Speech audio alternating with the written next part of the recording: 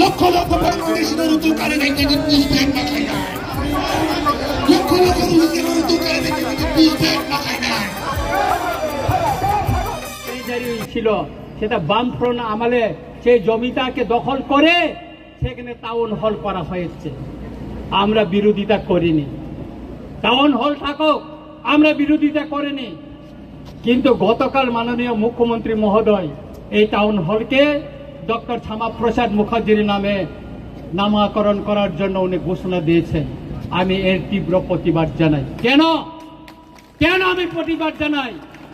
Doctor Shyamaprasad মুখার্জির নামে আপনার শহরে আরেকটা বড় টাউন হল করুন, আরেকটা বড় টাউন হল করুন, আর এই টাউন হলকে টাউন হলে রেখে দিন।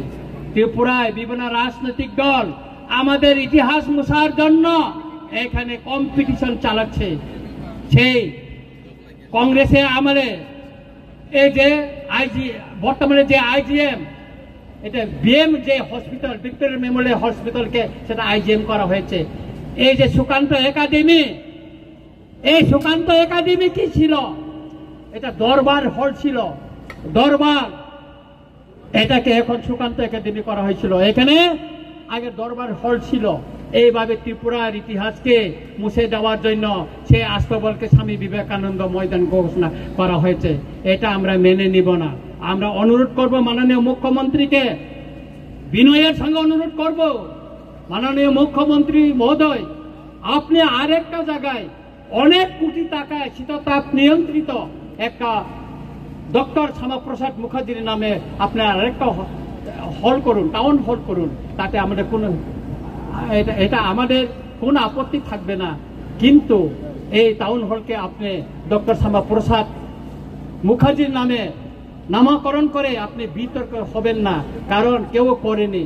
আমি ধন্যবাদ দিতে চাই আমাদের প্রাক্তন মুখ্যমন্ত্রী বিপ্লব দেব জিকে।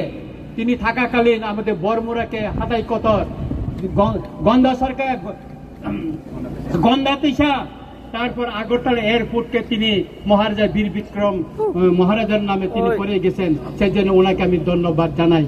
তাই আমি মাননীয় মুখ্যমন্ত্রীকে অনুরোধ করব, বিনয়ের সঙ্গে অনুরোধ করব, এই যে টাউন হলকে আপনি যে ডক্টর শ্যামাপ্রসাদ মুখার্জির নামে যে নামকরণের ঘোষণা দিয়েছেন সেটাকে প্রত্যাহার করে নিয়ে অন্য জায়গায় ওনার নামে সসম্মানে ওনার স্ট্যাচু বানিয়ে ওনার জন্য একটা শহরের ভিতরে জায়গা দেখে ওনার নামে করুন, তাতে আমাদের কোনো আপত্তি থাকবে না।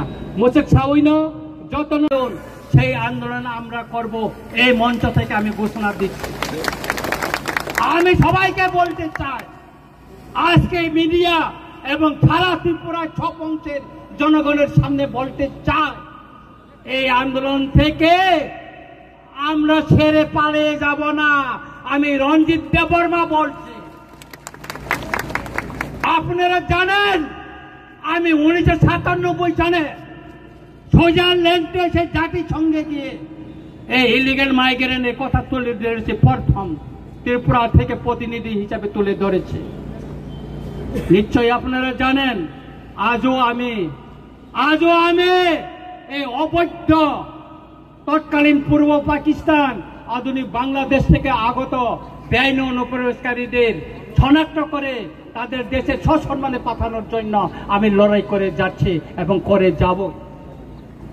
তাকুরা বকুরা আং অকক সানানি সিকাং তিনি চিনি ও পান্ডাও চিনি বরম গানাং মহানন্দ বাবু তিনি নরনি তৈফাং তার ফাই মানজা ফাইকা চিনি কাউন্সিলর ত্রিপুরা হদানি বরम गानां वीरेंद्र त्रिपुरानो कबै गोबां मा हदानि चिनि अकारारो फाइचक फाइका गोबां मा चिनि सिभिल सोसाइटिनि बरक फाइका गोबां मा चिनि एनजिओसनि बरक फाइका गोबां मा बरक যারা রাজনৈতিক পতাকা তলাও ফাইনানি নাইয়া তিনি ওর পতাকা করে কোন রাজনৈতিক দল নেই, পতাকা নেই। আজকে আমাদের এই আজকে সমাবেশে কোন রাজনৈতিক দলের পতাকা নেই, শুধু জাতীয় পতাকা নিয়ে আমরা আন্দোলন।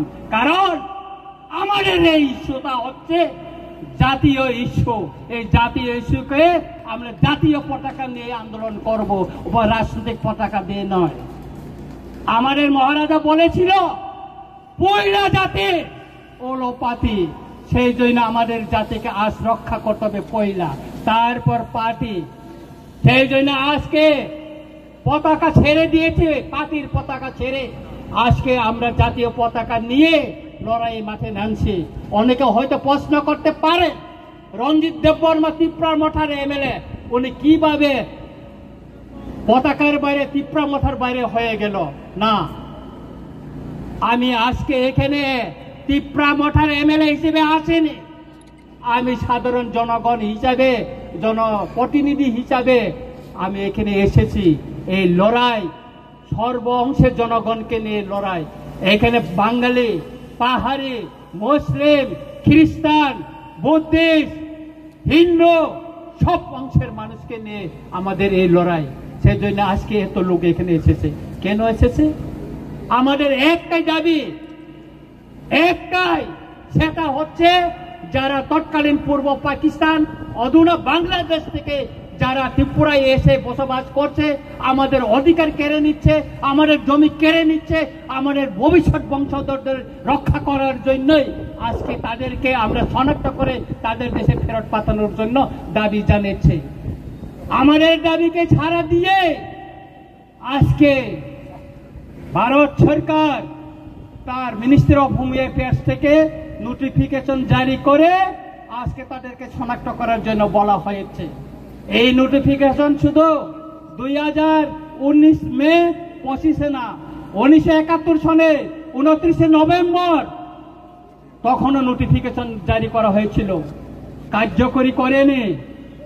তখন রাজনৈতিক দল আওয়াজ তুলেনি, কোন সিভিল সোসাইটি আওয়াজ তুলেনি কার্য করার জন্য। 2017 বামফ্রন্ট শাসনে এই নোটিফিকেশন জারি করা হয়েছিল, কিন্তু তখন এটা লুকিয়ে রাখা হয়েছিল, কাউকে জানতে দেয়নি। তারপর 2021-এ এখানে বিজেপি এলএন সরকার আসার পরও 2021-এও নোটিফিকেশন জারি করা হয়েছে মিনিস্টার অফ হোম অ্যাফেয়ার্স থেকে, কিন্তু এটাকে লুকিয়ে রাখা হয়েছে। কিন্তু 2025 19 মে যে নোটিফিকেশনটা জারি করা হয়েছে তার কপি রঞ্জিত দেববর্মার কাছে এসে পৌঁছেছে। কেন? রঞ্জিত দেববর্মা চিঠি লিখেছে মিনিস্টার অফ হোম অ্যাফেয়ার্সকে, সেই জন্য এসেছে, সেই জন্য জনগণ জানতে পেরেছে এবং জনগণকে নিয়ে আমরা মাঠে নেমে পড়েছে। এই আন্দোলন যতদিন পর্যন্ত একজনও যদি ত্রিপুরা রাজ্যে, ভারতবর্ষে যদি অবৈধ অনুপ্রবেশকারী থাকে ততদিন চলবে। কারণ এই বেআইনি অনুপ্রবেশকারী আমাদের দেশের নিরাপত্তা, সার্বভৌমত্বের জন্য বড় একটা হুমকি। আপনারা জানতে পারছেন সেই কাশ্মীরে পেহেলগামে অ্যাটাক হওয়ার পর কি অবস্থা ভারতবর্ষে, তারপরে ভারতের স্বরাষ্ট্র মন্ত্রণালয় এই পদক্ষেপ নিয়েছে। আপনারা জানেন সেই আমেরিকা থেকে অবৈধ অভিবাসীদের প্লেনে করে হাত পা বেঁধে সেই পাঞ্জাবে ফেলে দিয়ে গেছিল। কেন? কারণ এই অবৈধ অনুপ্রবেশকারীরা এটা দেশের হুমকি, দেশের নিরাপত্তার হুমকি, দেশের সার্বভৌমত্বের হুমকি। সুতরাং আমি সবাইকে অনুরোধ করব যে আজকে এই আন্দোলন, এই র্যালি কোন জনগোষ্ঠীর বিরুদ্ধে না, কোন জাতি ধর্মের বিরুদ্ধে না, এটা বেআইনি অনুপ্রবেশকারীদেরকে শনাক্ত করে তাদের দেশে পাঠানোর জন্য এবং কেন্দ্র সরকারের যে নির্দেশনা তাকে কার্যকরী করার জন্য এই আন্দোলন আগামী দিনও চলবে। আমি আমার বক্তব্যকে আর বেশি আর শুরু হয়ে যাবে। আপনারা শৃঙ্খলাভাবে সবাই মিছিলে জাতীয়